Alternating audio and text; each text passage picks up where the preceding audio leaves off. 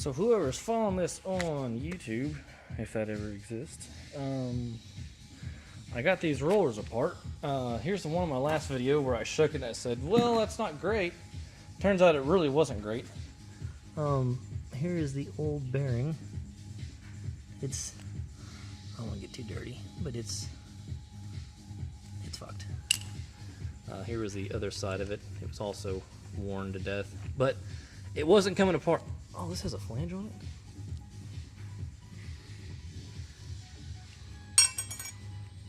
Uh-oh. Where does that go?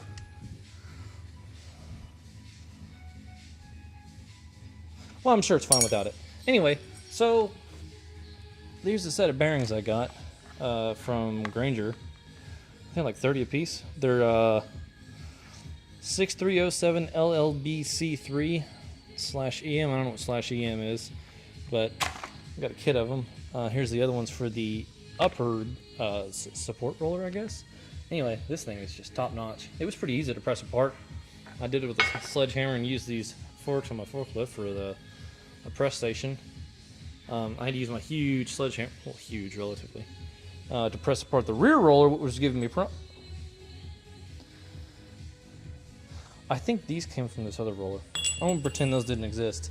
So here is it. The bearings are still in it. They're not actually bearings anymore.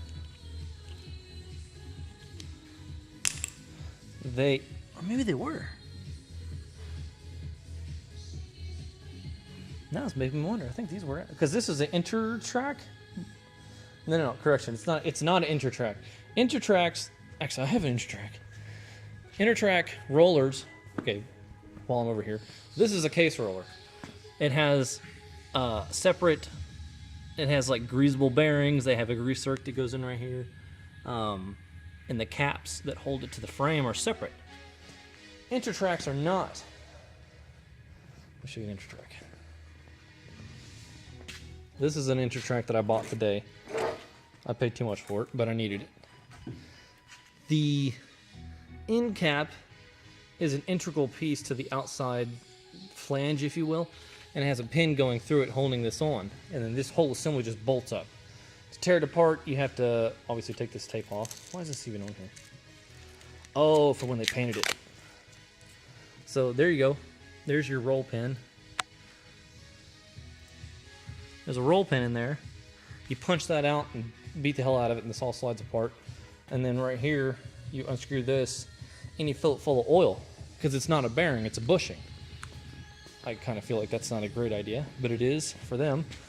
And now I'm looking at this. This doesn't have a bearing in it. I think this is a bushing. But it... Oh, here's it. Here's the outside of it. As you can see, this... I mean, it's still got some life left in it. I could probably weld that over. But this flat outside is a flat flange, and it presses off wherever it may roam. It's around here somewhere. But I had to beat the hell out of this, popped it through, and then it all comes apart, and it doesn't. No, it does not have a grease zerk in it. So it was oil. You could put oil in it. See right there? So you unscrew that and you fill it full of oil, and it's a bushing. I guess. Yeah, because this doesn't go anywhere. And this is a little rubber seal. It's got a whole kinds of seals in it. There's a seal right here. There's another seal that it presses against, and here's another set of, I guess it's kind of a thrust washer, sort of. I don't know. This is rocket science. Y'all need to do all this bullshit. You just need to put bearings in it. But they changed it, so I guess bushings are better. I'm not sure how that is. Anyway, so this is good to go. It's got no more wobble in it.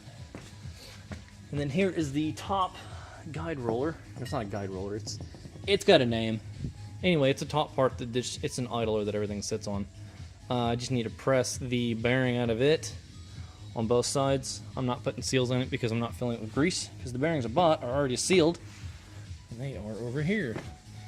And this is all for a 1974, I think, Case 350 dozer, or it's a crawler loader.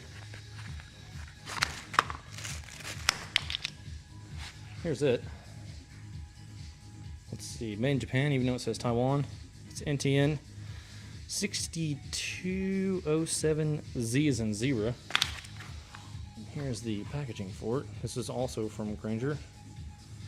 Oh, 6207 ZZC3. Anyway, those are about 20 bucks. Two for about $80 worth. Actually, the irony, I purchased them, and I was going to have them delivered to my place that day, because they didn't have them. They were coming from Houston. I'm up in Conroe. And they didn't get there by 5:30, so I called them and they said, yeah, they were having problems, so I just canceled the order and have them shipped to the store. Picked them up today, and then my buddy was here and said, hey, your bearings are here. They dropped them off and delivered them. They just dropped them. So I got 2 bearings for free. So I'll do the other side for free. Anyway, mayhem as usual. Put it back together. But just figure I'll let someone know. I'm sorry I didn't press this apart and get it on video. But it's really not that difficult. You get 2 pieces of heavy, not movable objects. Hit that really hard. Everything flies out the bottom. You take it apart, flip it over. I've got a piece of hardened like nickel rod or something. This went to a laser. And I just beat the hell out of that and just knock the races out from both sides because it's got a sharp edge on it. And then just backwards for assembly. This one's got another one of these on the other side, but it's stuck on there. So anyway, put it back together.